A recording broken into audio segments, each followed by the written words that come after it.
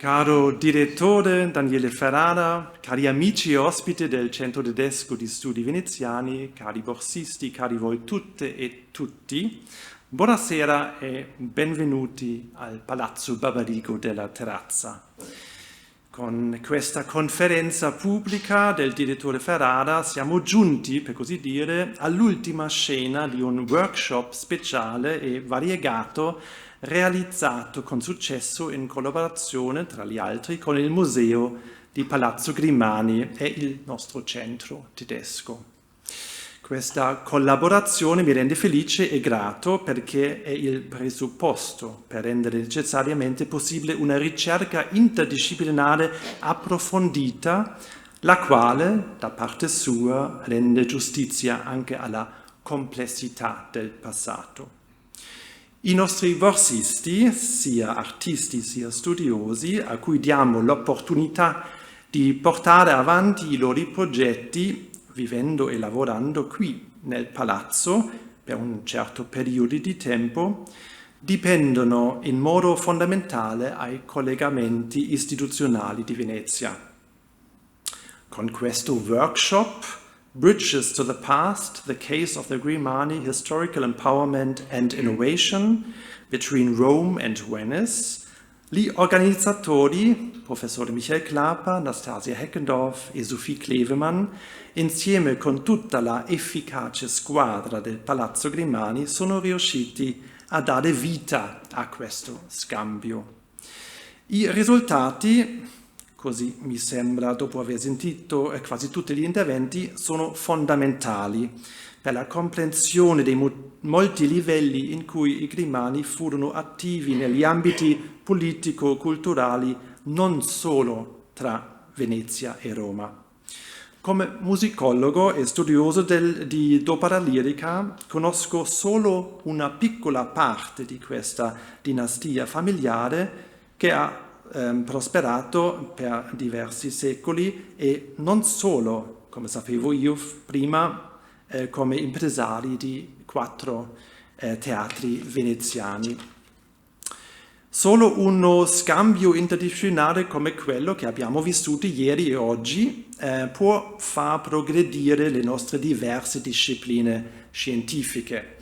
Questo è in linea con il nuovo Leitmotiv del centro tedesco, Widerspiegelungen, rispecchiamenti. Per la scienza questo significa gli specchi con cui possiamo vedere nel passato sono le nostre fonti, opere d'arte, palazzi, manoscritti, libri, eccetera. Quanto meglio mettiamo insieme questi singoli elementi speculari, tanto più chiara diventa la nostra immagine della storia. Con il direttore Daniele Ferrara, attualmente il direttore della direzione regionale Musei Veneto, abbiamo tra di noi un esperto molto stimato, con la sua esperienza come storico dell'arte medievale e moderna, curatore per esempio presso la Galleria Nazionale d'Arte Antica di Palazzo Barberini a Roma, direttore di restauri, docente e scientifico che ha pubblicato diversi libri importanti. Ferrara ci aiuterà molto a ricomporre lo specchio del passato della famiglia Grimani. Essendo lui romano, mi permetto di dirlo, penso che non ci sia nessuno che possa raccontarci meglio i ponti grimanesi tra Venezia e Roma. Il titolo della sua conferenza non poteva essere più azzeccato. I Grimani, strategie dell'arte e della mediazione tra la Repubblica, il Papato e l'Europa. Sono molto curioso, mi ringrazio per essere qui con noi. Prego.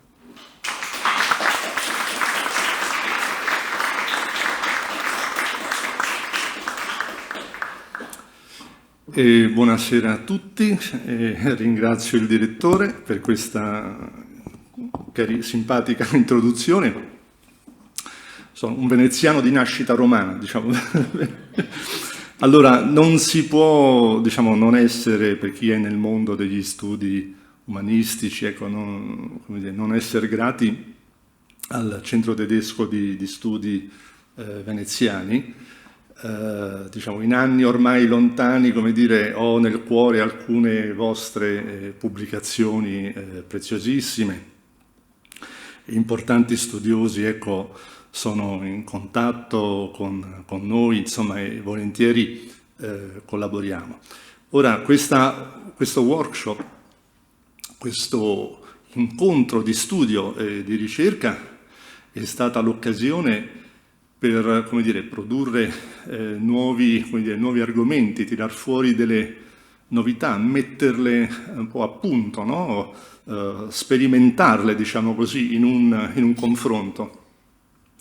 Per quello che ci riguarda, diciamo, come direzione musei, come Palazzo Grimani, come museo archeologico, è una, diciamo così, pur fra le mille difficoltà, no, che la quotidianità dell'ufficio impone, ecco, però cerchiamo, come, di zigzagare, e appena troviamo degli spiragli approfittiamo, no, ecco, per confrontarci fra di noi, e quindi è, come, mi verrebbe da dire che è un workshop, no, come dire, continuo, no, seppure, come dire, molto frammentato, no, fra appunto gli ostacoli quotidiani, però insomma, andiamo avanti.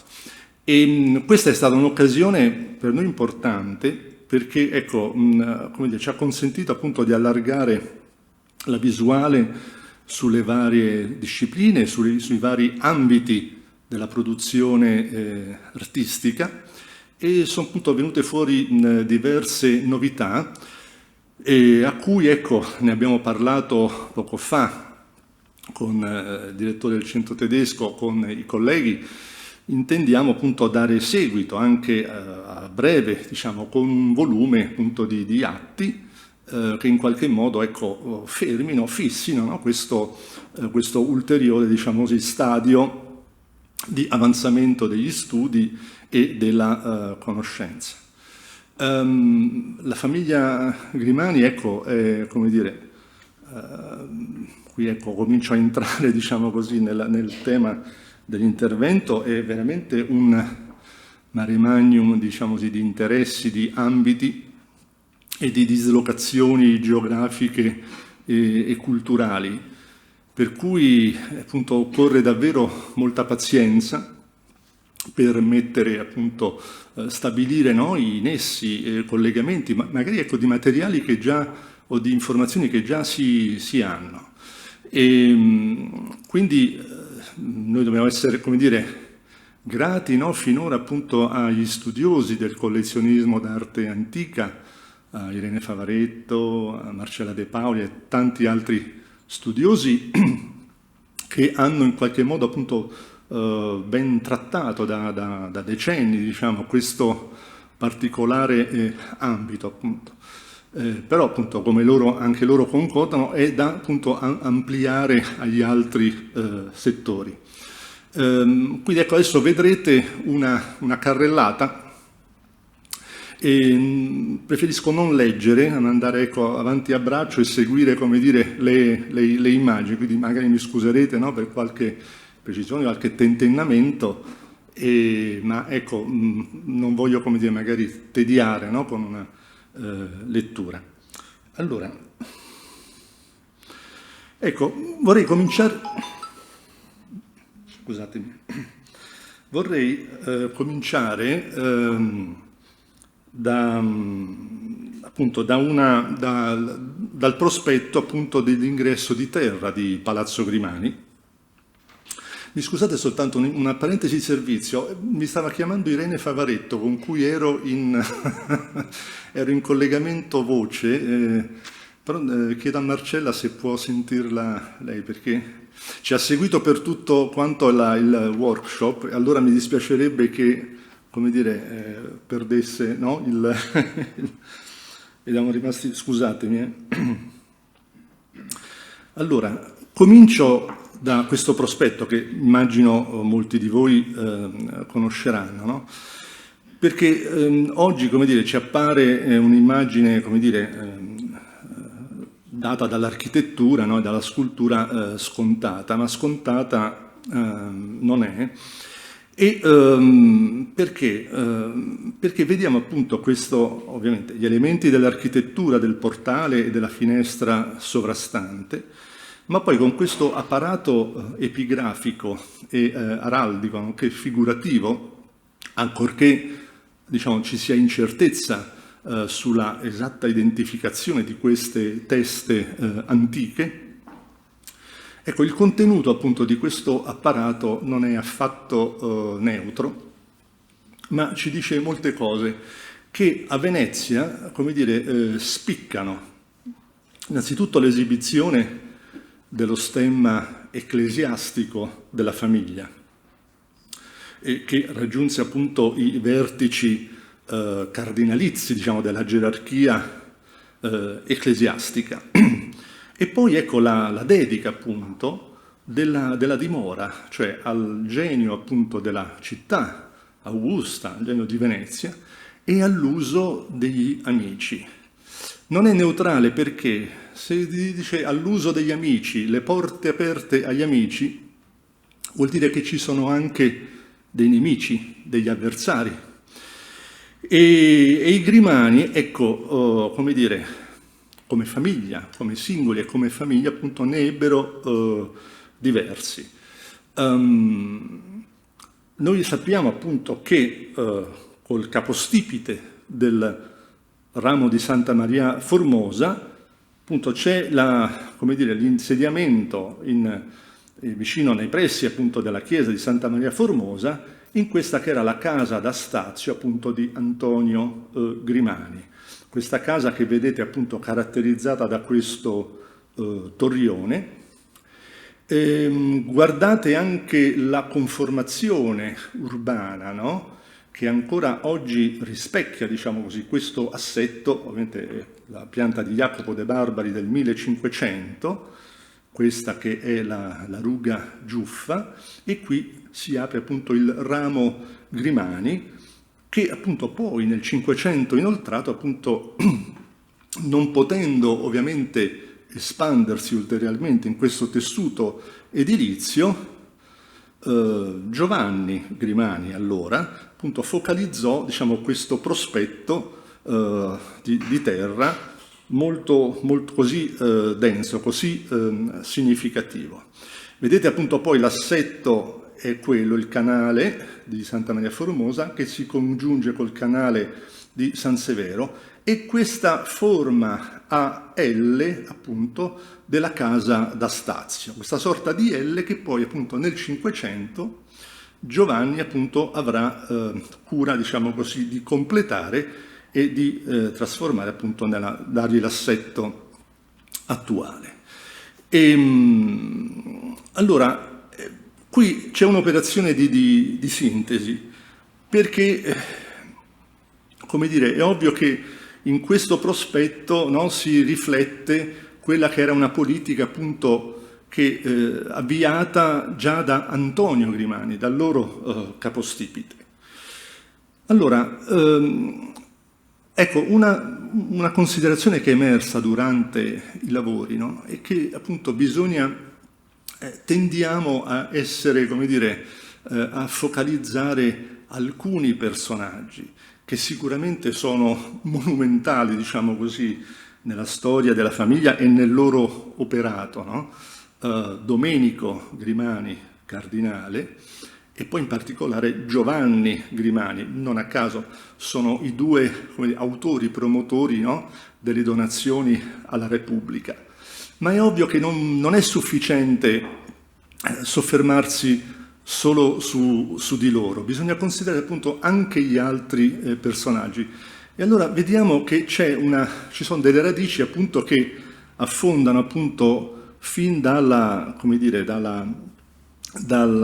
iniziative appunto di Antonio, il loro capostipite, e vediamo poi come si svilupperanno e verranno poi riprese, magari si interrompono, però poi verranno riprese dai discendenti.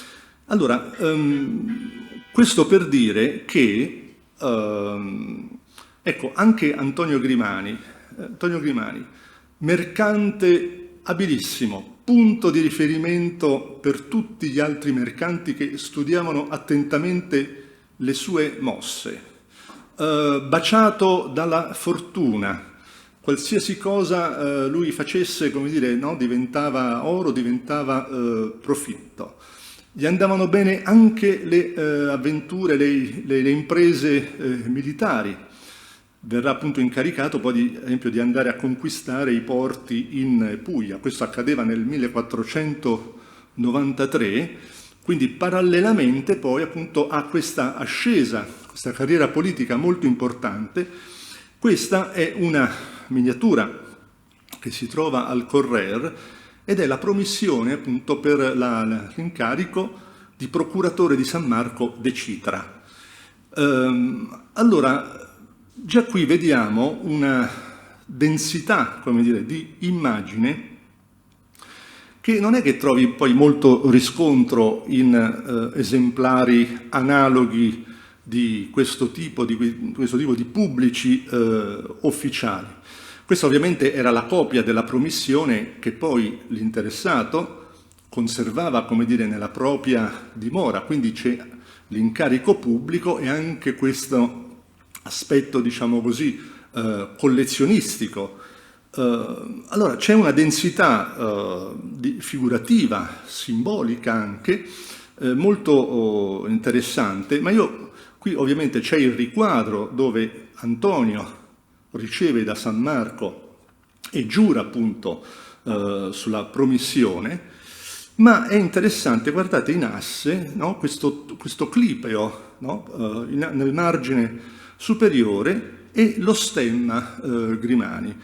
Ci dice già delle cose importanti anche alla luce del fatto che Grimani a questo punto della sua vita, della sua storia, 1494, aveva già compiuto le imprese militari, navali in Puglia e quindi poteva, come dire, ricorrere a questo emblema cristologico del cardellino, che fa riferimento alla passione del Cristo perché è l'uccello che trae dalla fronte del Cristo crocifisso una spina e macchia appunto il suo piumaggio di rosso.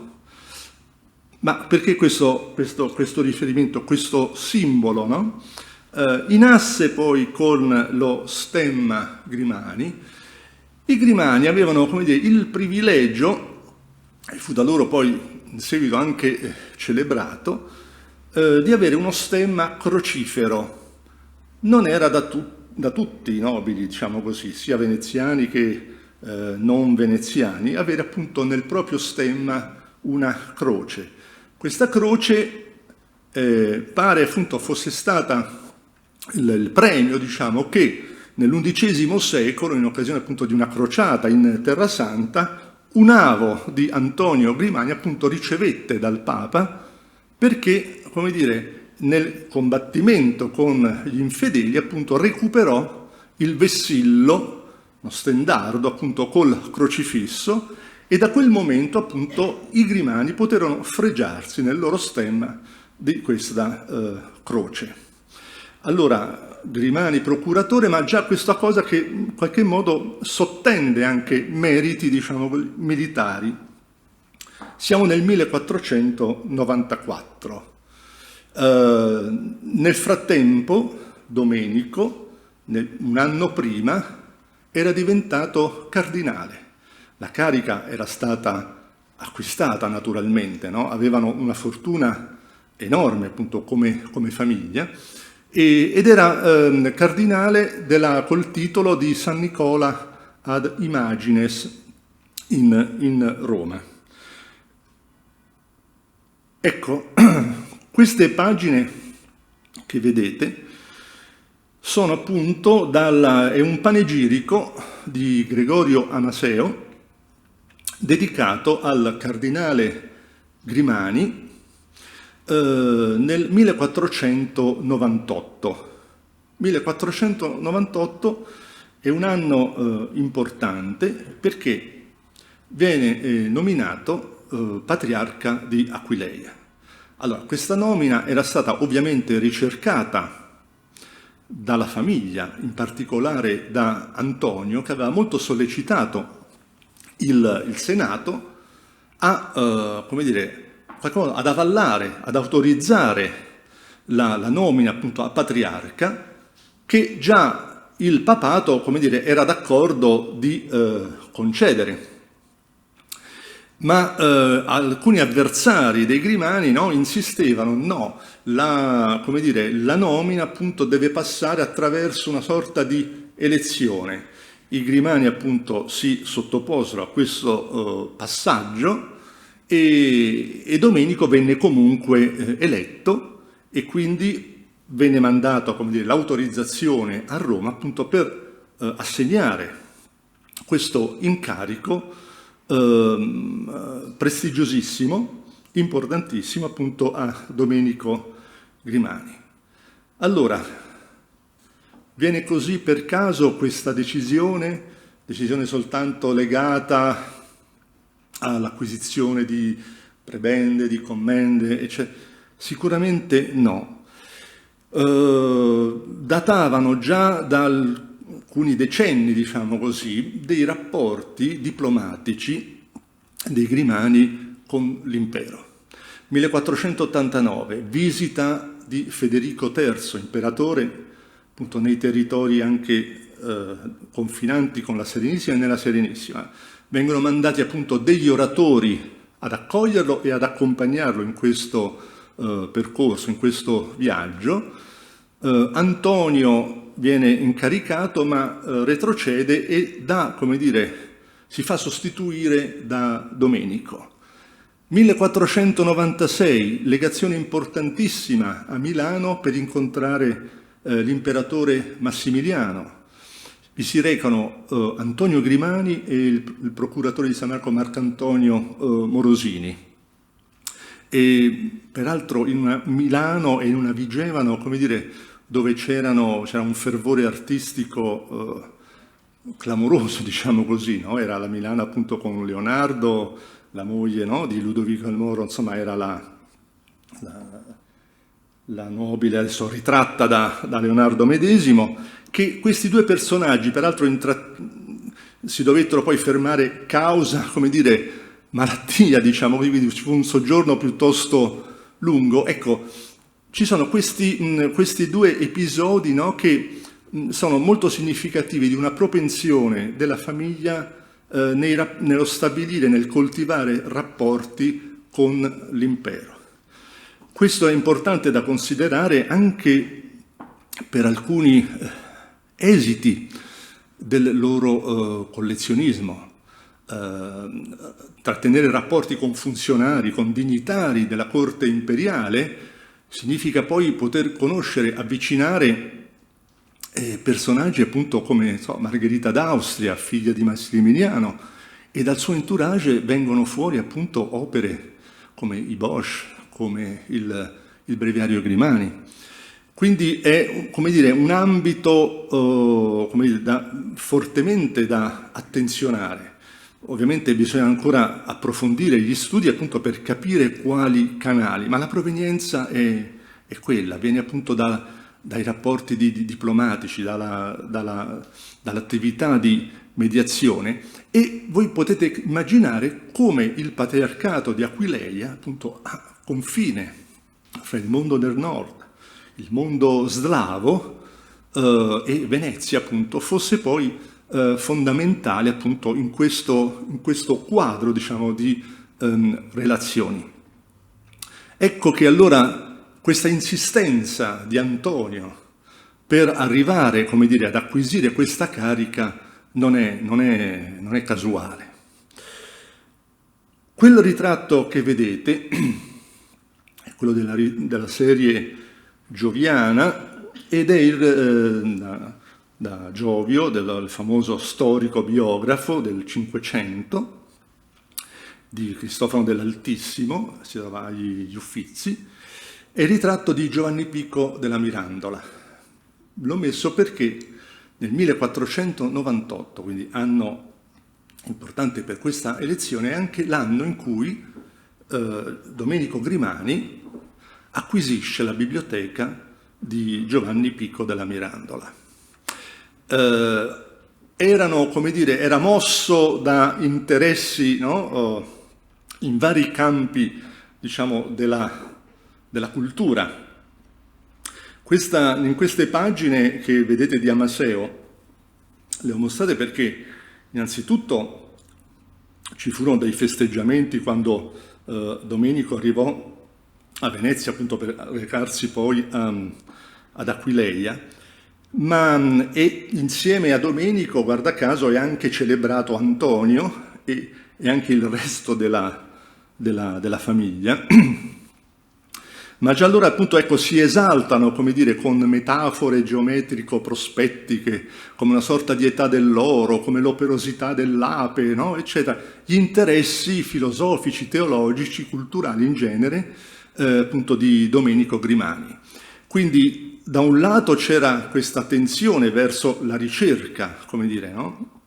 E dall'altro c'era anche appunto quello di adeguare il proprio status, no, di cardinale con appunto la promozione delle arti. E la promozione delle arti passava attraverso anche il collezionismo, quindi acquisire questa biblioteca aveva un doppio significato. Quello primario era sicuramente la ricerca, no? Nel caso di Domenico aveva padronanza del latino, del greco, dell'ebraico, quindi come dire, era un interesse genuino, diciamo così. Dall'altro ecco, c'era questo status appunto di collezionista. 1498-1499. Questa veduta più ampia ve la mostro perché, scusate, qui c'è San Francesco della Vigna, e San Francesco della Vigna invece qui è appunto Santa Maria Formosa, eccola qua. Allora,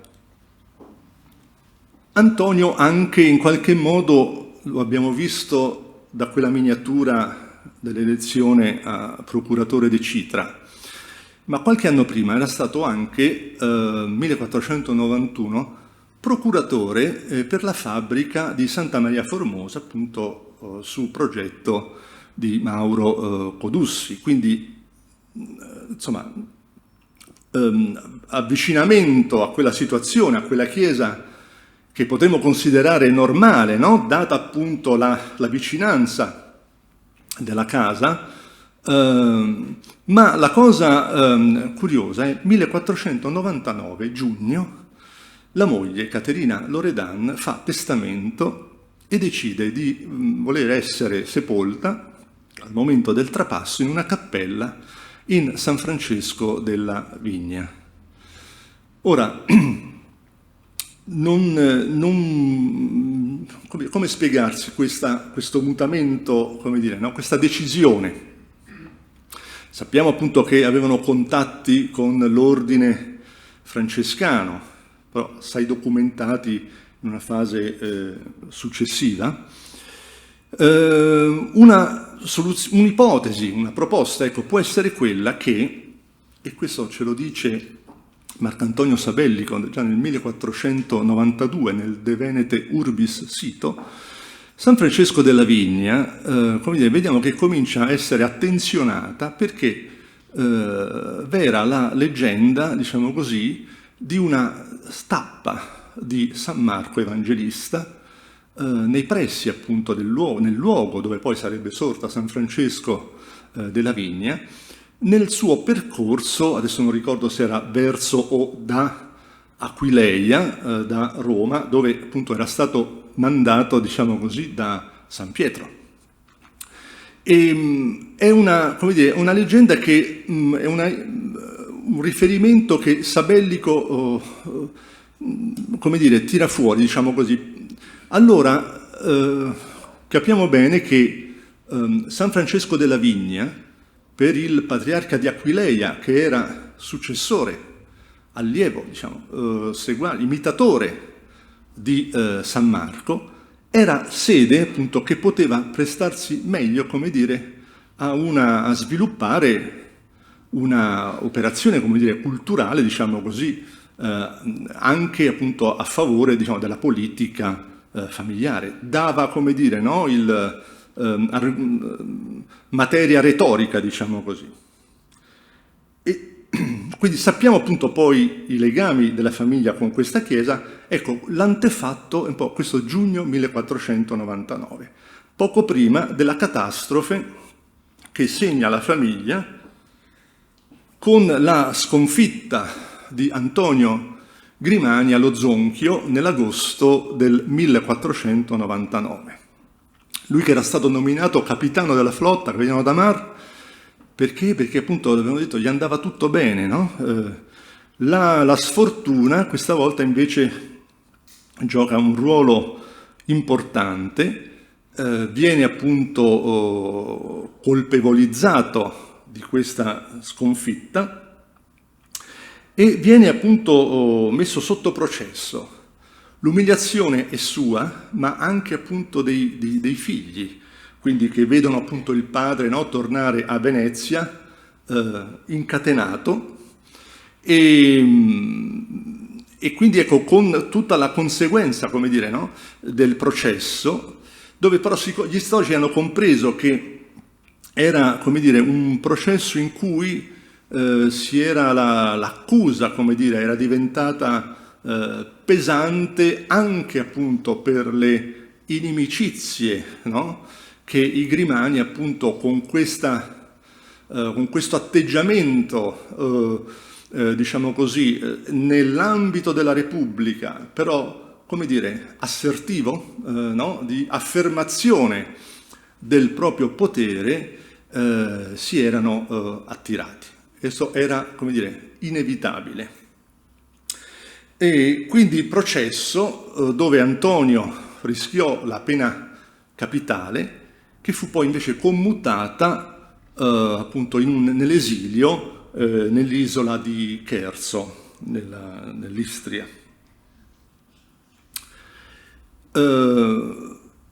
Agosto 1499, autunno-ottobre mi pare del 1502, Antonio Grimani fugge dall'isola di Cherso e raggiunge il figlio Domenico a Roma.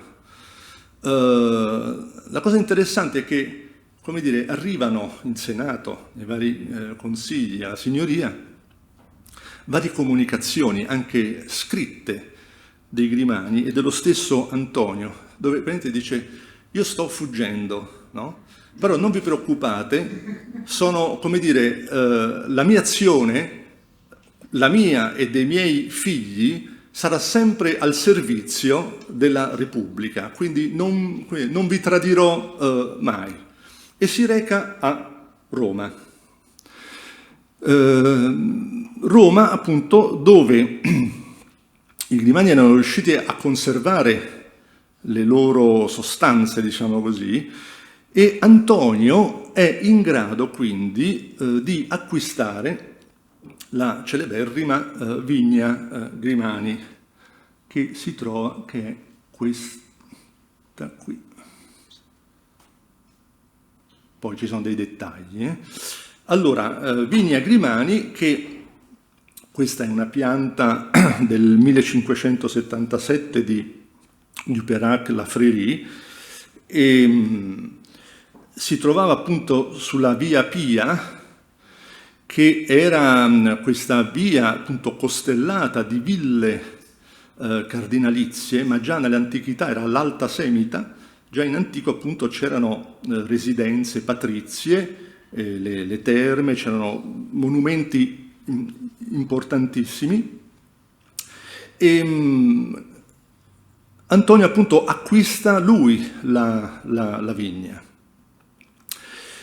Domenico era già a Roma. Questo è importante adesso seguire anche la questione appunto delle dimore. Ecco, guardate, questo è un dettaglio. Quindi immaginiamo dal termine del 1502 o poco più cominciano appunto i lavori di costruzione, vedete, di questo corpo di fabbrica, ora che dobbiamo presumere, vedete, sono questi due edifici in parallelo, la situazione, come dire, di primo Cinquecento, l'ossatura principale sia questa, diciamo così. Poi certo ci sono stati gli aggiornamenti successivi e anche le radicali poi trasformazioni di questo che poi divenne una sorta di isolato. Questa è una pianta invece precedente di circa 20 anni di Leonardo Bufalini, udinese. Questa è interessante perché, appunto, vedete, segna la villa del patriarca e segna anche questi resti, appunto, di murature romane. Vorrei farvi vedere, ecco, qui a sinistra, vedete, ho ribaltato, ho rovesciato la immagine, il dettaglio di La Frérie, per metterlo a confronto appunto con la pianta di Bufalini, e quindi voi potete avere, no, un'idea ovviamente approssimativa, scusate, ecco, di come il nuovo edificio si sovrapponesse, no, a questi che sono appunto resti antichi, segnati appunto dal Bufalini. Poi sappiamo appunto che ci sarebbero stati nel corso del Cinquecento i rilievi appunto di Andrea Palladio, no? Che appunto andò nella vigna di Grimani, ma anche in altre aree limitrofe, appunto a disegnare appunto i resti della Roma antica. E qui ecco, focalizziamo invece la sede appunto del Palazzo di San Marco. Allora, Palazzo di San Marco appunto dove Grimani arriva con sicurezza, con piena sicurezza, nel maggio 1505. Cos'era accaduto? Nel 25 aprile, quindi San Marco del 1503, aveva cambiato titolo, era stato promosso, diciamo così, ed era diventato cardinale di San Marco, quindi patriarca di Aquileia e cardinale di San Marco.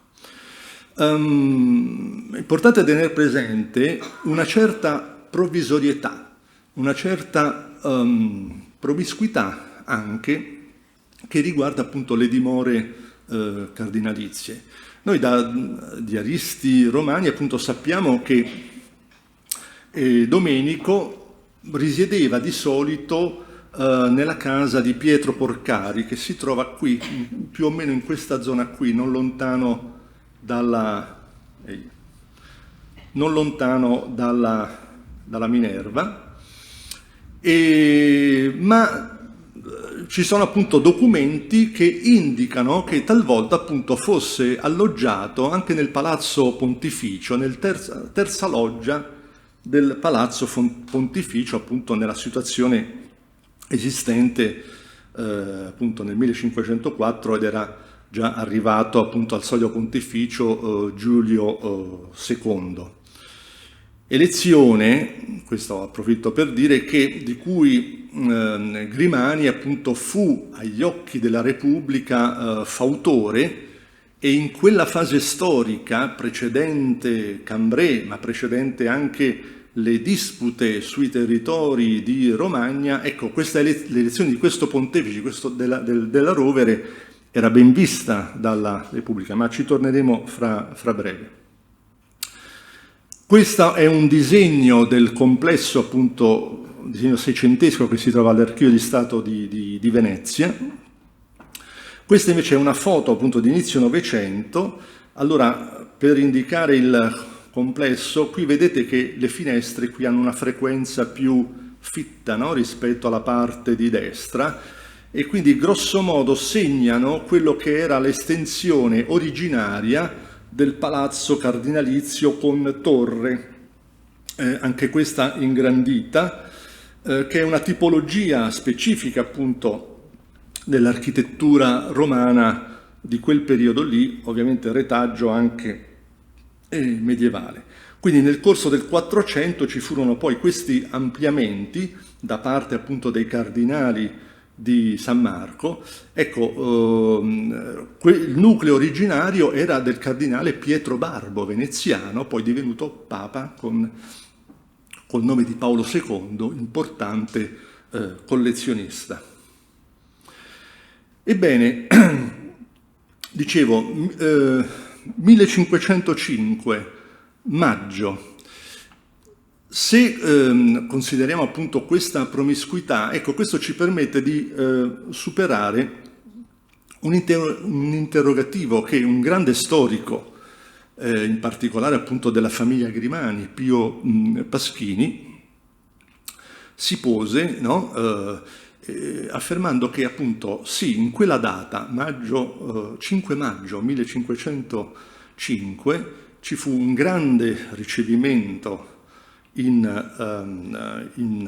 Palazzo di San Marco, dove l'anfitrione era appunto Domenico Grimani. Era il ricevimento degli oratori veneziani che finalmente, a causa della crisi, no, per i possedimenti di Romagna, arrivavano a Venezia a omaggiare appunto Papa Giulio II.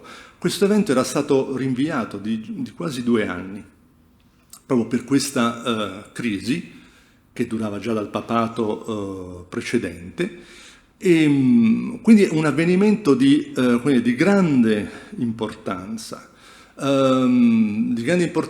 E di cui abbiamo appunto delle fonti molto interessanti che vanno appunto lette e un attimo spremute, diciamo così, per le informazioni che possono dare. I diari di Sanudo riportano appunto la trascrizione di una lettera di Reinaldo De Fedeli, che doveva essere un familiare appunto del cardinale Domenico, perché ci dice appunto nella lettera stessa che era quello che custodiva gli argenti e gli ori esposti appunto durante il banchetto. E la scrive ad Alessandro Calcedonio, che era un mercante di libri, quindi insomma, conoscendo l'interesse di Domenico, nulla di eccezionale, no, in questa. E Sanudo fa un sommario, ma è un sommario molto lungo e molto denso di informazioni. Queste informazioni appunto ci consentono di risalire appunto al fatto che a maggio 1505 tutti gli oratori e il loro seguito, 74 persone in tutto, pranzarono appunto in questa sala qui, che è la sala del mappamondo.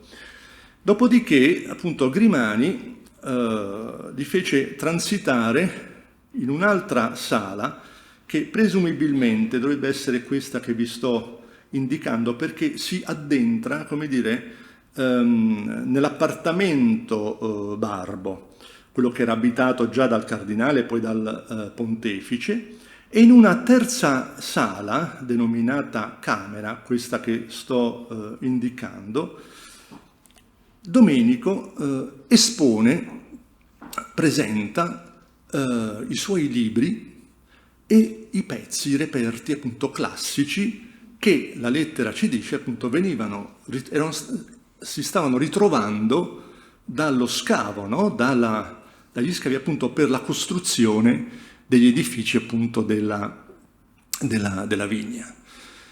Allora vi invito, come dire, già a ricollegare ciò con la iscrizione appunto che c'è sopra il portale di Palazzo Grimani, no?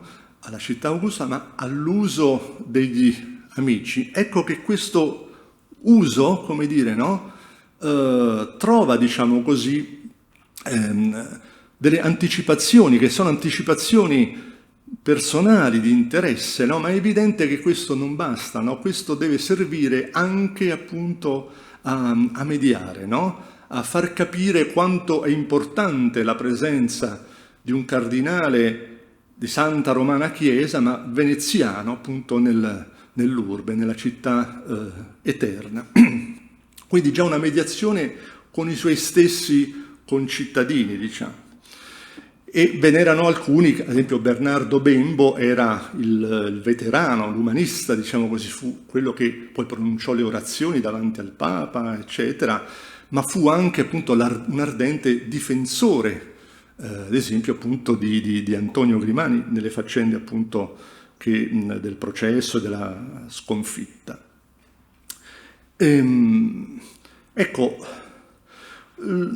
allora qui cominciamo anche a considerare la percezione, come dire, di questi spazi su cui, Grimani, Domenico, appunto, intervenne con degli interventi. Queste, vedete, sono delle mensole di finestre che poi nel corso del tempo sono state smontate e ora sono conservate ed esposte nel lapidario che è allestito, vedete, nella loggia del Viridario di Palazzo Venezia. Allora, torniamo un attimo indietro. Ecco, vedete, questa foto è precedente le demolizioni, ma forse si vede un tantino meglio da qui. Allora, ecco, questa struttura molto leggera, diciamo, erano appunto due piani, un piano di loggia leggerissima, diciamo così, metteva in comunicazione l'esterno con l'interno e all'interno appunto c'era un viridario, c'erano alberi di agrumi, cipressi, eccetera, con questo porticato che venne poi anche trasformato successivamente in abitazione.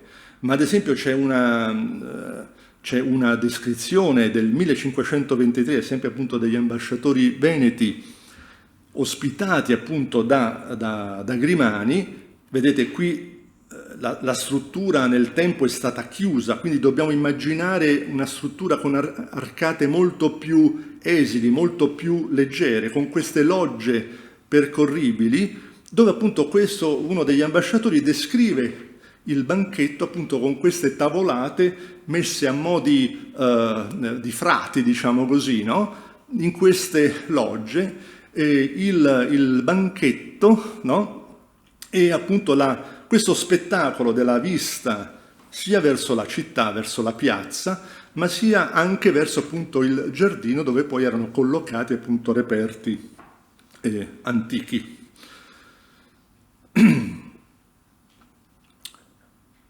Ecco, questo è ovviamente saprete, immagino, che questo appunto con le trasformazioni urbanistiche è stato poi smontato e quindi è stato poi ricostruito in posizione connessa ma diversa. Ecco, i Grimani nel loro permanere nel Palazzo di San Marco, questa appunto è la sala del mappamondo. Sala del mappamondo appunto che, come dire, ha avuto dei rimaneggiamenti, ma la struttura decorativa è rimasta quella. Vi invito fin da ora a focalizzare alcuni questi dettagli di questa architettura dipinta con queste colonne, questa cortina di fondo, questi basamenti, questa zoccolatura che disegnano una sorta di stretto portico appunto che circonda la sala. Ecco, qui sono altri dettagli. Ecco, i Grimani cominciano appunto, frequentano questi luoghi, quindi voi dobbiamo immaginare Domenico e poi Marino e poi anche Giovanni Grimani, che, come dire, assorbono queste immagini, questi spazi monumentali abitati dallo zio. Andiamo avanti, perché nel mentre, come dire, la vigna era stata costruita e quest'opera è un'opera di Galeazzo Mondella, uno scultore orafo modenese, no, adesso mantovano, adesso non ricordo bene, ma si conserva a Vienna e è piccolissima, ha un formato cartolina, quindi è un oggetto di destinazione no privata, privatissima, no? Poteva fungere no, da piccolo altarolo su un mobile, su un tavolino. Quindi pensate a queste dimensioni, ma è di una densità pazzesca. Scusate l'aggettivo, ma... Allora, come dire, Mondella ha un gusto, come dire, antiquariale, per l'antico molto spiccato, riflette, come dire, il gusto di un altro artista, Nicoletto da Modena, questo pittore e incisore. Nel 7 finisce di lavorare, ad esempio, per il vescovo di Padova Barozzi, e poi arriva a Roma e realizza cose di questo tipo. Ovviamente qui guardate soprattutto l'impaginazione, l'architettura, che ha molte tangenze, molti punti di contatto appunto con la intelaiatura, diciamo, di questa valva, diciamo così, dell'altarolo di Mondella. Qui ovviamente cosa vediamo? Vediamo già nel Cristo flagellato, no, una citazione dell'Auconte, che è il gruppo del sacerdote, no, di Troia, appunto protagonista di questo gruppo scultoreo, rinvenuto sull'Esquilino nel 1506 e acquisito poi dal Papa, che lo porta nel Belvedere, appunto, realizzato da Bramante. Quindi, oppure altre figure, appunto, che derivano dall'antico, no? Questo uno dei tirannicidi, ad esempio. E ecco, vedete come Mondella, no, guardi anche, diciamo così, appunto, a opere, no, che riflettono, come dire, lo stesso clima, lo stesso gusto, no? E talvolta appunto anche con citazioni precise che lasciano intendere quindi anche un rapporto o comunque un'osservazione diretta, un confronto più ravvicinato. Ecco, ma qui quest'opera era di proprietà Grimani, questo lo sappiamo appunto dagli studi di Rodolfo Gallo e di altri, perché sappiamo che era poi nel corso della sua storia venne incastonata in quel celeberrimo studiolo Grimani, cioè questo gigantesco mobile scrittoio, diciamo, ma con nicchie, cassetti, mensole, eccetera, dove erano collocate gemme, bronzetti, no? E fra le altre cose anche appunto questo dittico. Allora, giustamente gli studiosi, individuata la committenza Grimani, si sono, a mio avviso, giustamente esposti, diciamo così, nel cercare di riconoscere, pur all'interno di questo formato cartolina, ma del resto pensiamo anche, no, un confronto anche con le miniature non è, come dire, inopportuno, no? E poi, essendo un oggetto di piccolo formato, poteva starci anche un ritrattino di proporzioni adeguate. Ebbene, non è generico questo profilo che vedete in secondo piano, su cui questa Madonna allunga, come dire, la mano. Possiamo metterlo, ed è stato, si è proposto appunto di riconoscerlo col cardinale Domenico Grimani.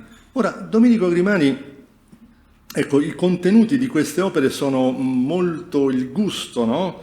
La commistione fra cultura classica, cultura pagana e cultura cristiana sono numerose, adesso non possiamo soffermarci, qui adesso ci interessa il dato ritrattistico, ma ha ragione una studiosa di recente, la dottoressa Franco, ha proposto invece di riconoscervi Antonio Grimani. E noi possiamo considerare in maniera diversa, diciamo così, non una opera realizzata poco dopo il rientro a Roma di Antonio, che avverrà nel 1509, ma ancora un'opera romana del periodo in cui Antonio era ancora lontano da da Venezia, ma qui appunto questa lontananza, che appunto era per loro però anche una vicinanza, doveva essere motivata, appunto rafforzata, l'effetto sulla patria lontana doveva essere, come dire, rafforzato dal legame con la patria originaria, quella che retoricamente veniva celebrata, appunto, che era quella di Roma, e poi un trasferimento a Costantinopoli, ma quella di Roma soprattutto. Allora, ecco che non può sfuggire questo dettaglio che non a caso vedete collocato sopra il profilo di Antonio, così riteniamo tale, sopra la mano della Vergine, sopra quella cartella su cui vedete quei due cavalli e quelle due figure, che non sono figure qualsiasi, ma sono appunto i Dioscuri, o Dioscuri noi li conosciamo come Dioscuri, poi gli archeologi potrebbero obiettare sull'esatto identificazione del soggetto, ma tali erano ritenuti, e sono i Dioscuri del Quirinale, sono i Dioscuri del Monte Cavallo, sono della vigna al Quirinale, della vigna Grimania Monte Cavallo. Quindi è, come dire, una rappresentazione di Antonio, ecco, che in qualche modo vuole, diciamo così, fissare, no? La sua presenza a Roma, la sua anche appartenenza, questo sentimento di appartenenza anche a Roma. Questo sarebbe stato poi, vediamo, rinfocolato, ecco, da altri interventi che poi fra breve vedremo. Quindi questo per delineare anche, come dire, se qui i suggerimenti, le sfumature iconografiche e iconologiche sono di Domenico, ma qui il protagonista è appunto Antonio. Antonio appunto che ha acquistato la villa a Montecavallo, la vigna al Quirinale. E qui vedete appunto le raffigurazioni appunto di, diciamo ancora cinquecentesche dei due Dioscuri, qui paradossalmente, no, con questa raffigurazione più, come dire, appiattita, diciamo così, c'è un effetto quasi che similare a quello che poi sarebbe stato raggiunto alla fine del Settecento con la sistemazione della piazza. E qui questa incisione la faccio vedere perché, vedete, è un tema che entrava nel repertorio antiquariale. Eccoli qui, vedete, no? Reinterpretati, richiamati, e qui siamo sempre con Nicoletto da Modena, però ecco è un dettaglio che in questo caso acquista valore, acquista significato nel momento in cui è visivamente abbinato appunto a questo personaggio che è così legato a quei luoghi. 1509, la crisi con la Lega di Cambrai, quindi ecco che la Repubblica non esita finalmente, perché i tentativi ce n'erano stati di diversi, a riacquistare, diciamo, a ridare piena dignità politica appunto ad Antonio Grimani. Il busto che è allestito in Palazzo Grimani, ecco, dovrebbe, come dire, inquadrarsi, diciamo, in questa fase di rientro, perché appunto è l'abito da dignitario, da patrizio veneziano, e qui invece appunto vedete la promissione, appunto sempre con questa ricca miniatura appunto della promissione, stavolta a procuratore di San Marco de Supra. Ecco, vi faccio vedere questo perché c'è questo, come dire, questa la vicenda, come dire, diciamo subita, no? La sconfitta, il processo, l'esilio, no? Il rientro, no? Antonio è, come dire, la rimugina costantemente, diciamo così, e lo vedremo. Allora, io qui come dire, recupero una ipotesi recentissima di una studiosa di pittura di primo Cinquecento, in particolare di Sebastiano del Piombo, Costanza Barbieri, che ha proposto in un recente articolo, questo allora è un disegno di Federico Zuccari, artista molto legato ai Grimani, come sappiamo, che in casa Grimani vide questo ritratto con pellicce, col berretto rosso di Giorgione. Allora, da Vasari sappiamo che Giorgione appunto eseguì dei ritratti appunto di Consalvo Ferdinando di Cordova, che era il capitano spagnolo,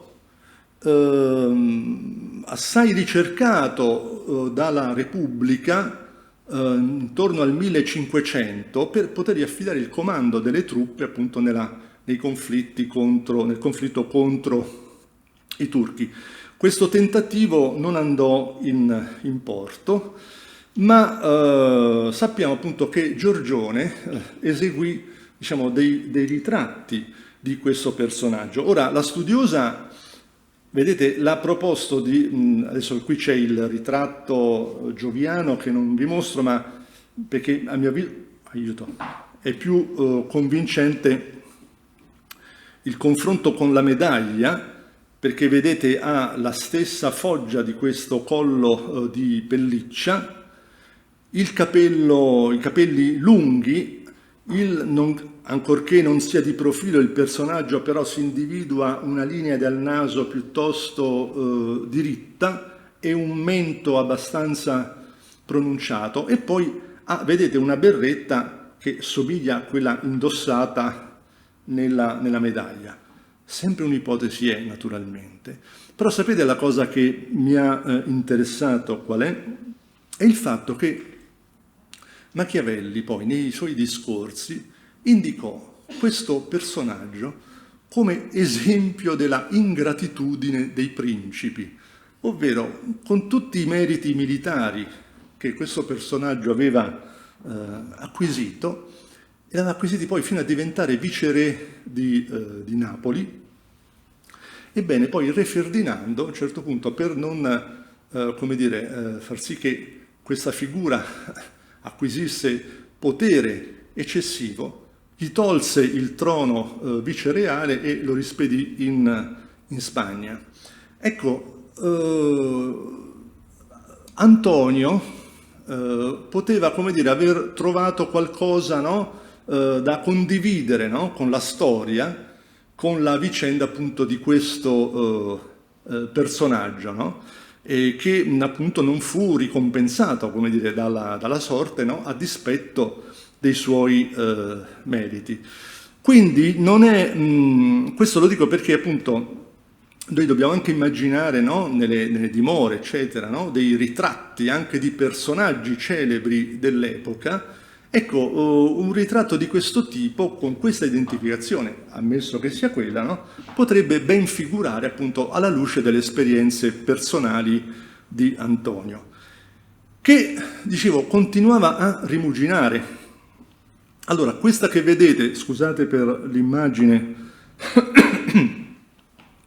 le immagini prese di corsa, ahimè, è la promissione ducale, perché noi sappiamo che poi appunto nella fortuna, sfortuna, poi di nuovo fortuna, quindi Antonio riesce a compiere, no, in toto la sua carriera e fino appunto a diventare doge dopo Leonardo Loredano nel 1521. Questa è la promissione ducale, dove qui ecco comincia a entrare, a insinuarsi un simbolismo che poi, ecco, vedremo ritorna ovviamente con significati, sfumature diversi, però vedete, no, che stavolta non c'è in asse appunto con lo stemma, con la figura del doge, con lo stendardo appunto che riceve al momento dell'elezione. Non c'è in asse appunto un cardellino, ma c'è un'aquila. Ecco. Allora, l'aquila è un simbolo celebratissimo, diffusissimo, noto appunto, quello di resurrezione, no? Quindi ecco Antonio che vede, no, questo apice raggiunto a Venezia come un segno appunto della sua resurrezione politica. Quello a destra, vedete che è un ritratto che si trova al Museo Borgogna di Vercelli. C'è un prototipo tizianesco di questo ritratto che ancora a mio avviso deve essere individuato, però questo ritratto è interessante perché qui è nascosto dalla cornice, ma vi assicuro, questo lo disegnò anche Cavalcaselle, no, all'epoca, è raffigurato un agrume, un cedro, un limone, insomma un cedro. Ebbene, la simbologia, no, veterotestamentaria appunto del cedro, no, è quello appunto un simbolo dei giusti, no, che resistono appunto a ogni difficoltà, a ogni ostacolo, no, ne indicano, come dire, la tenacia, no, e quindi, come dire, accompagna questa figura appunto del ritratto ufficiale del doge. Ma ecco che poi da livelli alti molto spesso, come dire, possiamo incappare in motivi molto interessanti, anche laddove ci sono luoghi appunto di devozione appunto legati alla famiglia. Qui siamo nella chiesa di Santa Maria Annunziata in Moniego, che è una frazione di Noale, e c'è questa cappella Grimani. Questo affresco ovviamente non è di grande qualità. Non so se, ma per fare un raffronto, so se vi è capitato di andare all'abbazia di Sesto a Reghena, che anche era altro luogo grimaniano, no? Lì anche troviamo degli affreschi molto interessanti con i figli di Antonio, però certo non si può parlare, no, di qualità artistica, ma a noi questo non interessa. Ci interessa invece il fatto appunto che c'è, vedete, l'emblema cardinalizio da un lato, l'emblema del patriarcato di Aquileia dall'altro, perché questa chiesa era una dipendenza del patriarcato di Aquileia, anche se Noale si trova fra Padova e Treviso. E poi vedete in questa edicola dipinta con lo stemma, col corno ducale e la figurina, no, inginocchiata, no, nell'iconografia votiva del doge davanti a un Cristo risorto, no? Quello che viene accennato per simbolo, no, per metafora, no? Quelle opere qui viene proprio esplicitato, no? Con questa sigla che dovrebbe essere Sub Protectionis Antonio Grimani. E qui siamo, con questa iconografia, siamo sicuri di essere appunto intorno appunto poco dopo la data di elezione, 1521. Mi guardi per... E dunque, ecco. Allora, torniamo, questo è un ritratto riferito a Palma il Giovane, che è esposto in museo, e qui sono appunto Domenico. I due cardinali sono Domenico e l'altro con la barba nera è Marino. Con Marino torniamo a Roma. Allora, questo è un Cristo portacroce di Sebastiano del Piombo che si trova a Budapest, antefatto. Rientro di Antonio nel 1509. Fedeli alla Repubblica, certo erano fedeli alla Repubblica, però ecco i rapporti romani e come vennero sfruttati. Nel 1511 c'è la visita fondamentale di Agostino Chigi, che porta appunto a mediazione politica col papato, ma soprattutto viene a rimpinguare le casse della Repubblica. E l'accoglienza principale della Repubblica a chi viene affidata? Appunto ai Grimani, che Chigi lo frequentavano, Antonio, il figlio Pietro, no? Anche Domenico ovviamente, anche a Roma.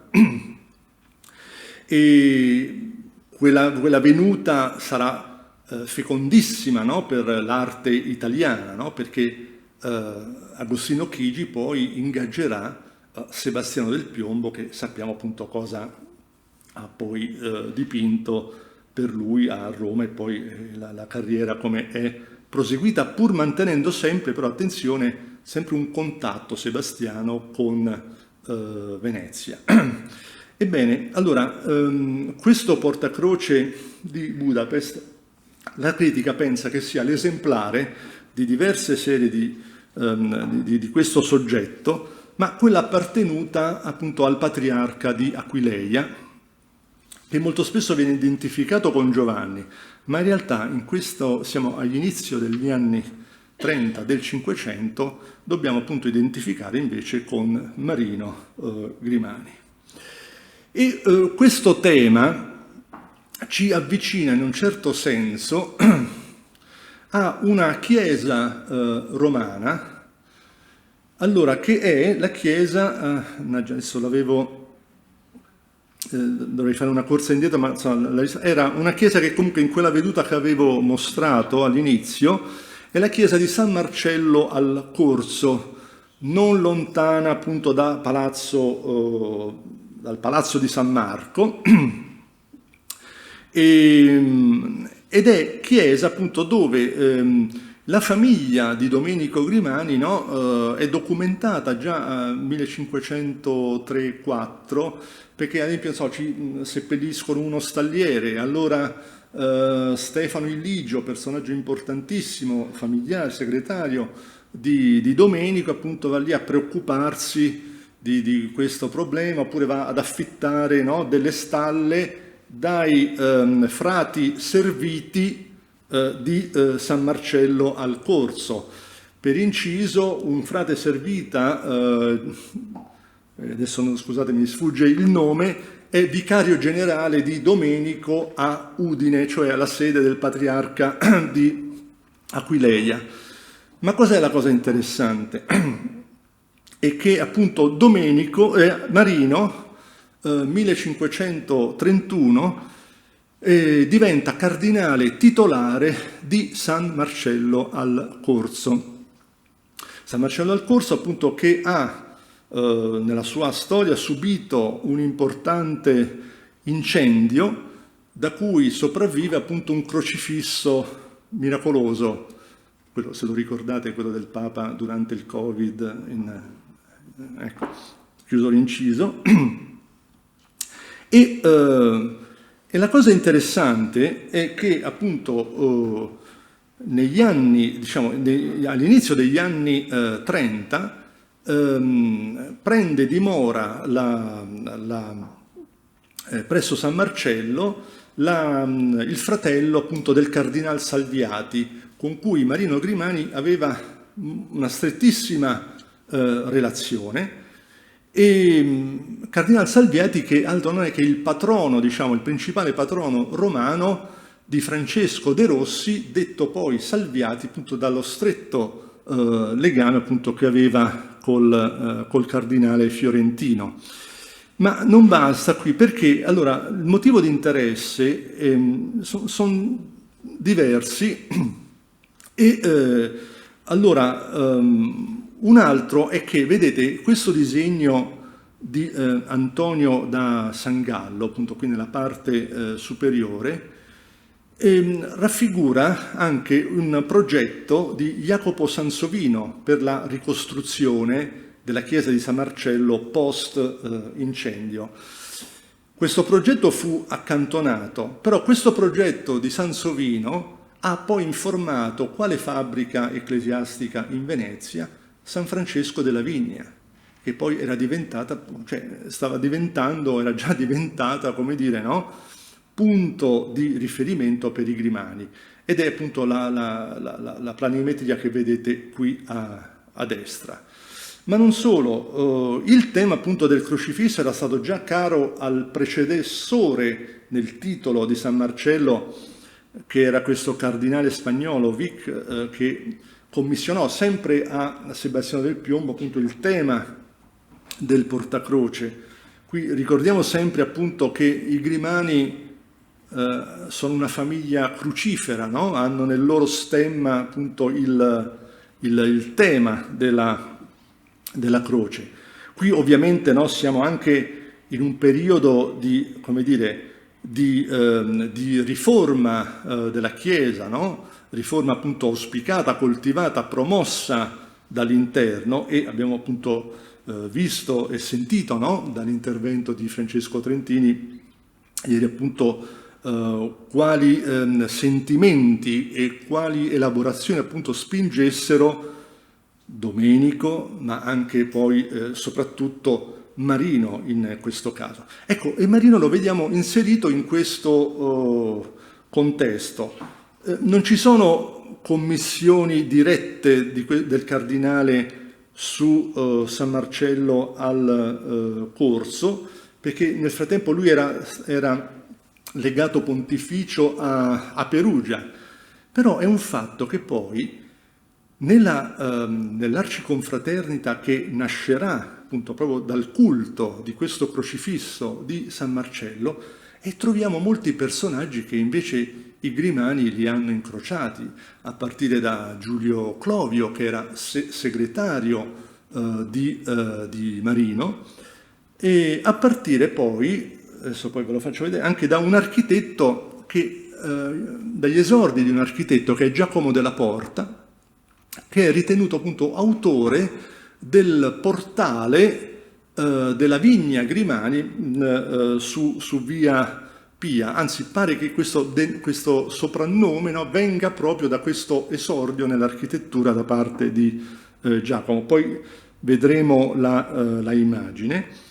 Ma ci sono anche personaggi ecco, che poi incrociano, come dire, lo stesso ambiente culturale, come ad esempio Tommaso de Cavalieri, legato a Michelangelo, da questa amicizia molto stretta, legato appunto all'entourage di Vittoria Colonna. Vi torneremo fra breve. Intanto appunto torniamo a Venezia, perché ecco, nel frattempo sono scomparsi nello stesso anno, 1523, sia Domenico sia Antonio, quindi l'uso del Palazzo di San Marco è cessato, è passato ad altri, e quindi dobbiamo immaginare appunto le dimore, diciamo, della Vigna innanzitutto, e poi appunto le dimore del cardinale Marino appunto quando soggiornava a Roma. Qui però torniamo appunto a fine degli anni 30 a Venezia, in Palazzo Grimani, per vedere appunto come quel sentimento di appartenenza, no, della famiglia a Roma fosse appunto radicato. 1529, ad esempio, è la patente di cittadinanza che si conserva qui al Museo Correr, appunto della famiglia, dove è un documento appunto interessante anche perché attesta l'uso della vigna da parte di Antonio appunto come sua residenza. Ma qui poi vedete viene, diciamo così, sviluppato, no? All'interno delle decorazioni di Palazzo Grimani, sia ovviamente attraverso l'allestimento della collezione che in qualche modo parlava da sé, diciamo così, ma viene poi anche in qualche modo codificato. Qui siamo nella sala, nel camerino di Apollo, con gli stucchi di Giovanni da Udine, gli affreschi di Francesco Salviati, e questa lunetta, no? così romana, no? Così, dove Vediamo appunto che ci sono un gruppo di dignitari, riconosciamo centralmente il Pantheon, riconosciamo poi sullo sfondo delle due figure di divinità il Castel Sant'Angelo, la Mole Adriana, però nel suo assetto 400, che gli viene dato nel Rinascimento, no? Col torrione di Niccolò V, e vediamo appunto che è uno scenario, diciamo così, che è caratterizzato, siamo nel camerino di Apollo, dal culto, no? Di Apollo.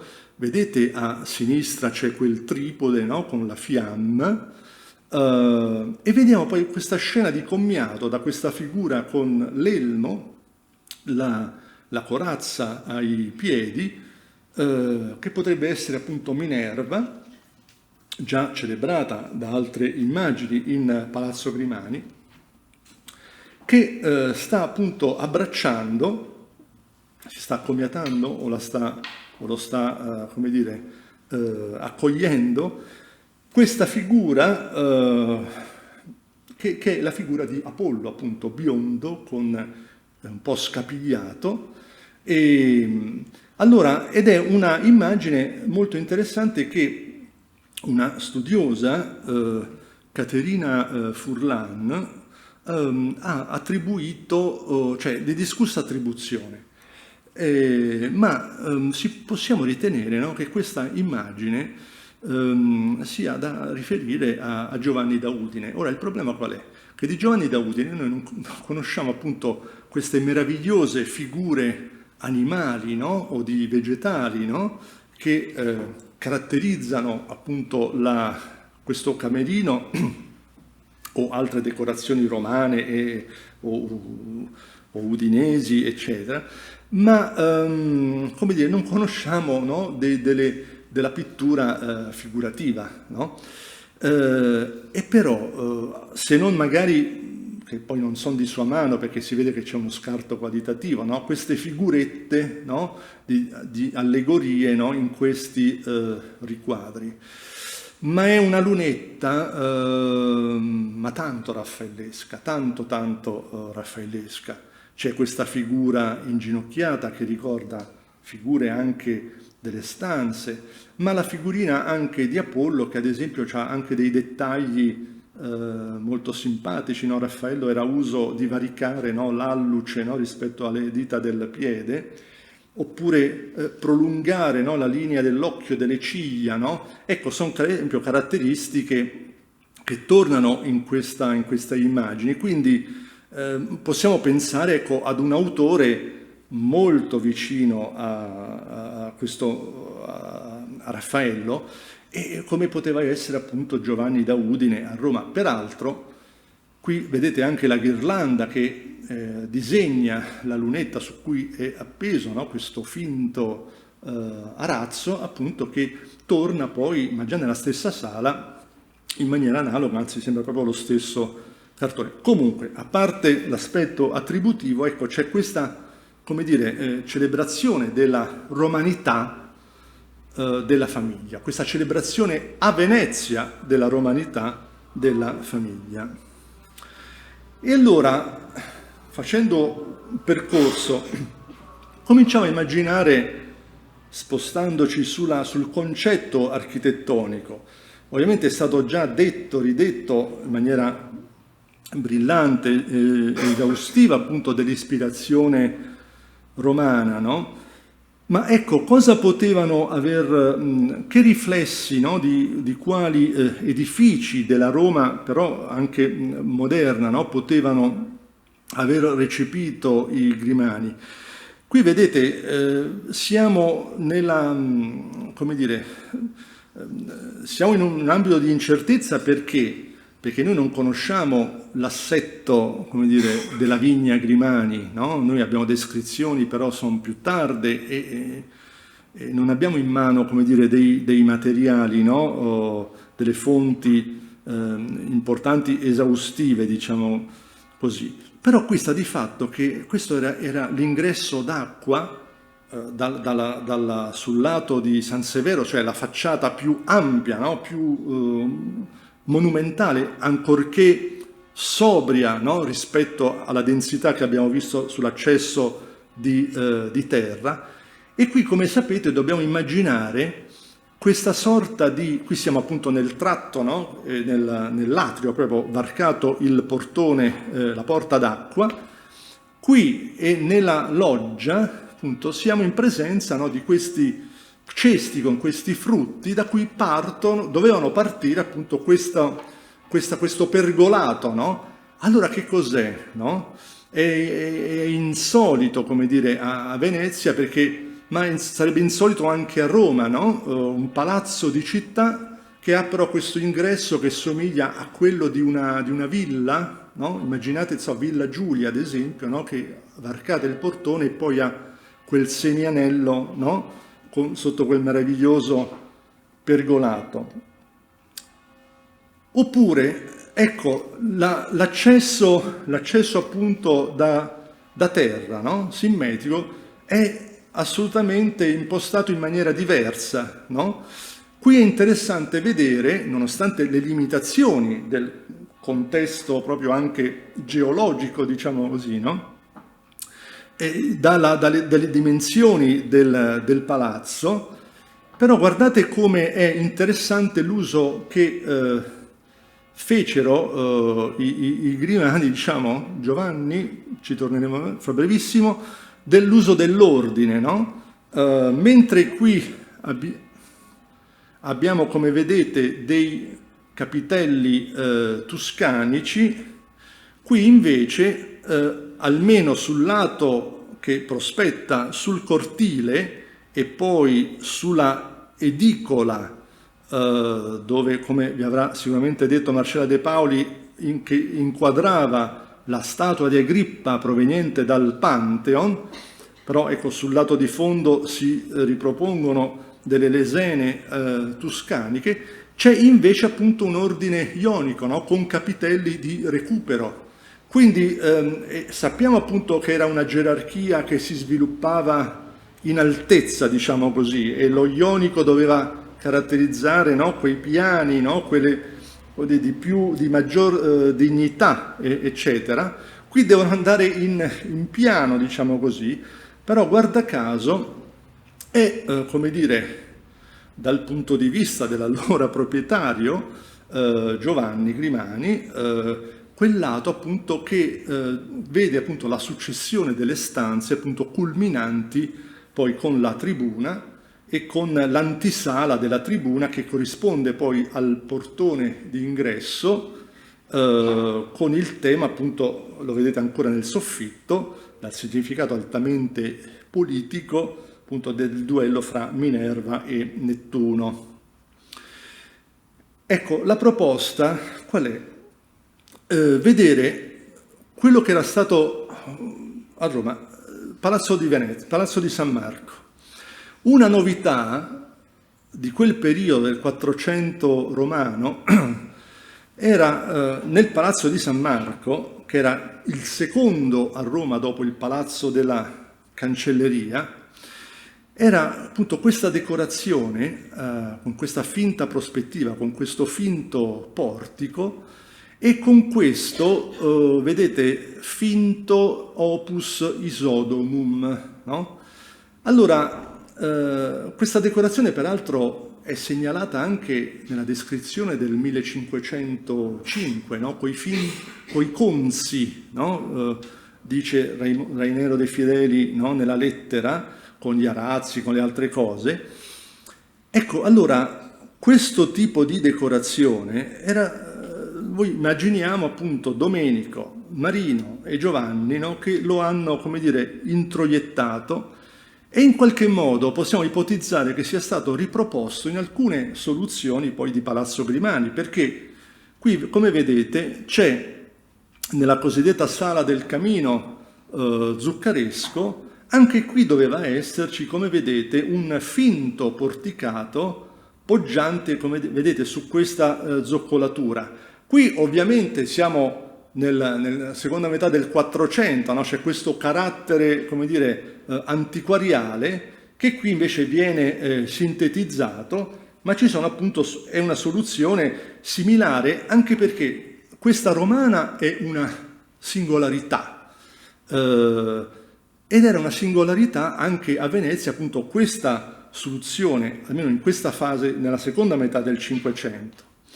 Ma vedete, l'opus Isodomum, no? Lo vediamo poi, e qui siamo appunto nella sala del mappamondo, riproposto in chiave ovviamente diversa, no? Qui è dipinto, qui appunto sono lastre di marmo appunto incise a fingere appunto questa soluzione, questa decorazione architettonica.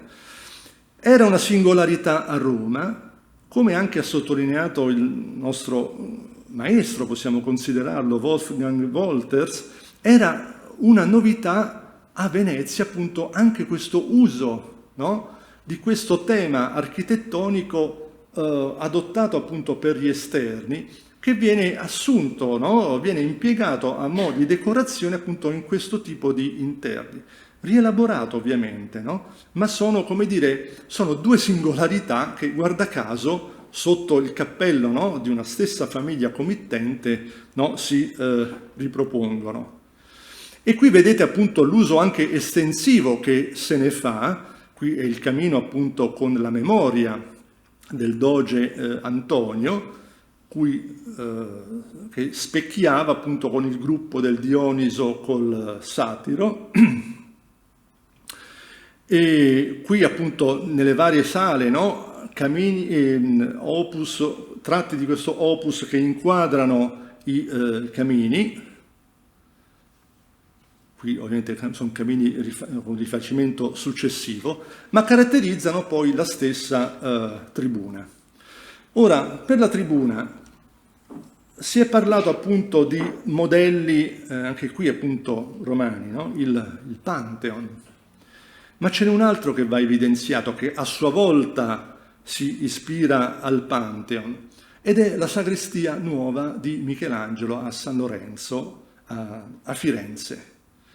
Allora, ecco, qui vedete appunto l'oculus, in questo caso nella foto è chiuso, ma c'è anche la fonte di luce dal centro. Arriveremo adesso, non considerate qui invece nella volta della tribuna Grimani questo cassettonato, ma considerate invece appunto la fonte di luce che viene appunto dalla lanterna, dal lucernaio, notando anche ovviamente con soluzione diversa, però una illuminazione che anche in questo caso, no, nella sagrestia nuova è caratterizzata, vedete, dalle finestre. Guardate in questo caso come ci siano vari punti di tangenza.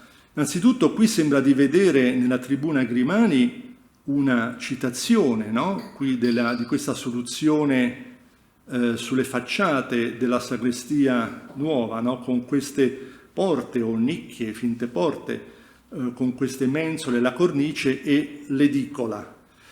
Poi notare anche, mentre qui Michelangelo, come Brunelleschi, no, gioca sul contrasto cromatico con la pietra serena, qui invece in tribuna si gioca appunto col contrasto della pietra di Verona.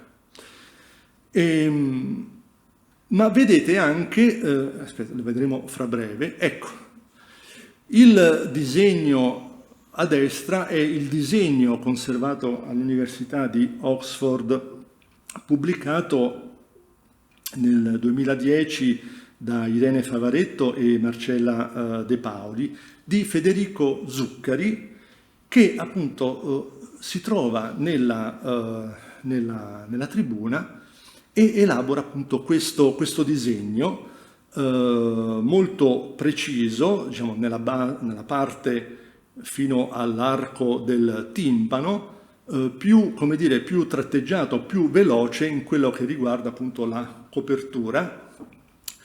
Ma questo guardate appunto invece come è organizzata appunto una parete appunto della sagrestia nuova, in particolare appunto le vicinanze che ci sono appunto fra le due nicchie, ma anche poi il modo, ovviamente qui l'attico è assai più alto, qui invece è più basso, però appunto, come dire, il modo in cui in tribuna si tenta, diciamo così, l'attico tenta, come dire, di dialogare, no, con la curvatura appunto del timpano, che qui invece, no, è proprio una curvatura sicuramente più trionfale come effetto. Ecco, allora il tema è, e se lo è posto Wolters in un recentissimo appunto contributo, no? Federico Zuccari cosa aveva visto, no, nella tribuna? Allora, questo che lui accenna qui esisteva? Allora, a mio avviso esiste, perché qui adesso metto delle immagini appunto di ciò che è osservabile dalla lanterna. Allora, qui siamo su uno dei lati, considerate ovviamente in particolare i punti in cui queste nervature si congiungono idealmente, no, o con le paraste o con l'asse centrale appunto delle sezioni, no? E allora qui vedremo cosa? Vedremo innanzitutto qui in corrispondenza ad esempio delle paraste, in questo caso, nel caso di questo timpano, qui si vedono poco, ma ci sono, come dire, degli scassi, no, leggeri, che probabilmente dovevano servire, come dire, no, ad accogliere, no, o a, come dire, concatenarsi con degli elementi sottostanti. E ve ne sono uno qui, come vedete, che corrisponde a questa lesena, e un altro qui, corrispondente a quest'altra lesena, ma soprattutto vedete come questa specchiatura con questa rosone, no, giunga in maniera un po' abnorme quasi proprio al bordo, diciamo, della cornice originaria, no? Allora noi dovremmo immaginare che cosa invece? Come dire, una superficie che, come dire, rispetta, no, lo spessore, la profondità di questa appunto cornice in marmo in pietra di Verona. E questo vedete come è evidente anche, no, in questa costellatura qui, che giunge praticamente all'angolo, no? Allora, questo per dire, qui potremmo ovviamente continuare, per dire che Wolfgang Wolters ha ragione appunto quando va a datare al Settecento, al tardo Settecento, questo intervento appunto di rifacimento, diciamo così, della volta della tribuna, che poi era coevo magari appunto ad altri ambienti di Palazzo Grimani, tipo appunto la sala neoclassica, no? Che sta appunto studiando Valeria Finocchi, no? Sono dei rifacimenti promossi appunto da Giancarlo Grimani e dalla Virginia Chigi. Quindi nulla di strano che possano essere avvenute queste trasformazioni, come anche l'apertura, no, di una finestra su uno dei lati, no, che poi con l'attuale allestimento è stata tamponata appunto per ricomporre la tribuna nel maggior grado possibile di ricomposizione. Questo a dire appunto che probabilmente questa stuccatura, no, ha, come dire, inglobato, diciamo così, quella partizione, no, che abbiamo visto appunto tracciata, o quel che rimane, no, di quella costolatura disegnata da Federico Zuccari. E questa costolatura era, come vedete, anche tenendo conto, no, della curvatura, diciamo così, doveva essere caratterizzata da delle losanghe, no? E allora forse possiamo non andare lontano, diciamo così, e trovare ad esempio nel camerino di Callisto delle fasciature, diciamo, della volta, che presentano appunto dei motivi a losanga, no? Qui sono queste fasciature, no? Disegnate, appunto immaginate da Giovanni da Udine. Ora, qui ripeto, dunque, Wolters mi fa piacere, magari ecco anche una sorta di omaggio, no? A questo importantissimo studioso e ricercatore, ancora brillantissimo, forse vede giusto, no? Quando parla di, come dire, chi ha immaginato tutto ciò a Palazzo Grimani, no? E allora lui immagina, appunto, era nella casa di un collezionista, nella dimora di un collezionista. Ebbene, questo forse ha ragione quando dice, perché avete visto, questo è un purpurì di motivi architettonici. Allora, il fatto che sia stato appunto, cioè non sia venuta fuori, non sia scaturita una paternità sicura di un progetto, anche parziale, no? Forse non deve sorprendere di fronte al fatto appunto che si tratta di in presenza di un architetto dilettante, no?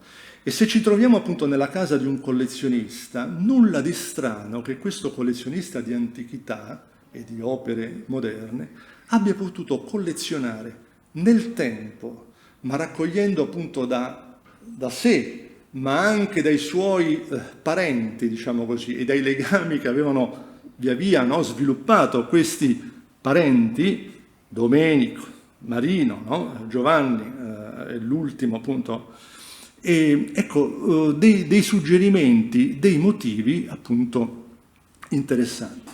Questo sapete perché? Perché allora inizio anni 30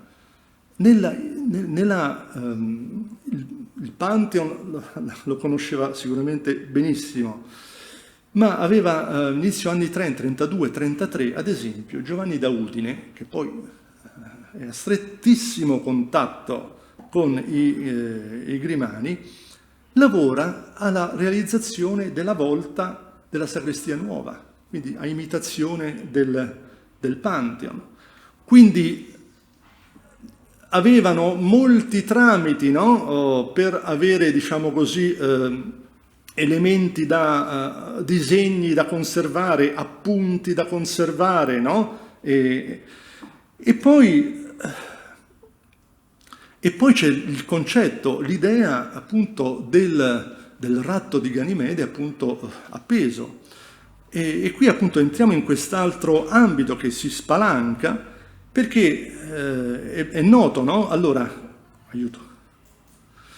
Qui a sinistra c'è un disegno di Michelangelo del 1504 che ci documenta il fatto che Michelangelo non aveva bisogno del gruppo Ganimede, del ratto di Ganimede dei Grimani per immaginare una visione frontale di questo rapimento, no? Eccetera.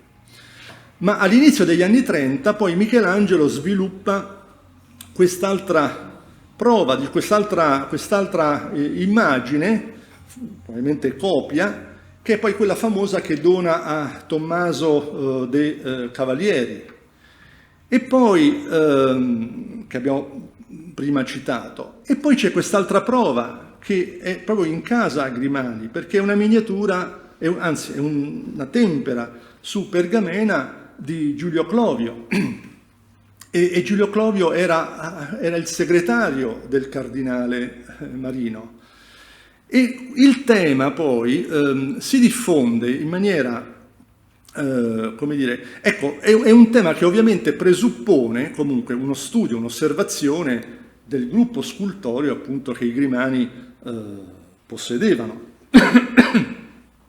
E i Grimani, del resto, Domenico, gli approcci di Domenico con Michelangelo li conosciamo. Sappiamo appunto che Domenico aveva poi dei disegni di Michelangelo, gli avrebbe voluto affidare qualcosa che poi non ebbe esito, ma ci fu degli approcci e Michelangelo sicuramente vide il gruppo appunto del Ganimede.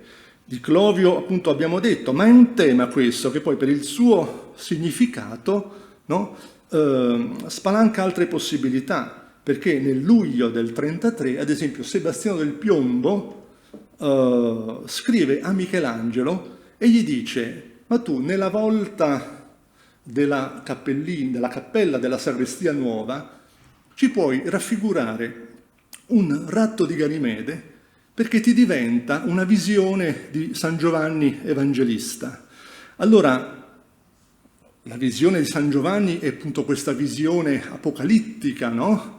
della divinità, eccetera. E il ratto di Ganimede viene appunto inteso, ecco, come questa conoscenza di Dio, conoscenza diretta di Dio, rapimento veloce, rapido, supersonico, diciamo così, che mette in contatto con la divinità.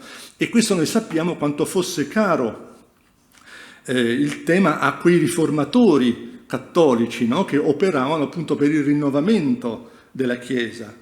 La stampa qui che vedete in ultimo è di un repertorio di Achille Bocchi che dà vari significati di questo tema, e uno di questi temi, ad esempio, lo dedica al cardinale Reginald Pole, no? Quindi ci collega a tutto questo ambiente valdesiano, appunto, che sappiamo essere quello partecipato anche appunto da Giovanni Grimani, come recenti studi di Trentini appunto ci hanno illustrato appunto nella interpretazione appunto della sala a Fogliani.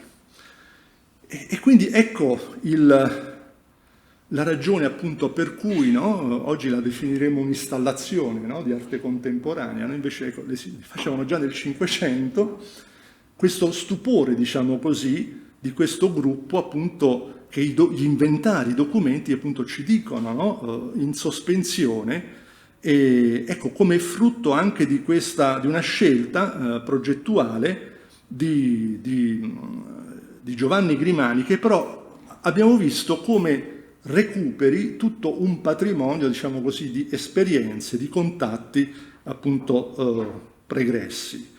Ecco che torniamo Venezia e Roma. Qui è la memoria appunto nella sala del Doge di Palazzo Grimani, e questo è il portale di cui vi accennavo prima, no? Dove vedete nel timpano appunto c'è lo stemma, il corno ducale e appunto il nome di Antonio Grimani a perpetuare a Roma, no? L'immagine appunto di questa famiglia fra due città, fra due centri così importanti. Grazie.